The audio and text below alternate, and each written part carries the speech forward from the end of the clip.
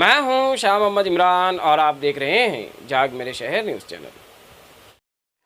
अकोला ज़िला के Balapur road NH6 पर शलत फाटे पर एक भयानक हादसा रुनुमा हुआ है।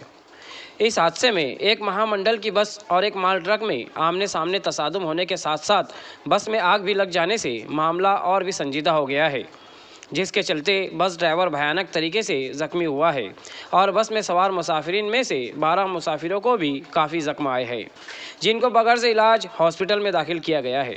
इस हादसे की मालूमात फराहम होते ही फायर ब्रिगेड अमला और पुलिस जाए वारदात पर पहुंचे।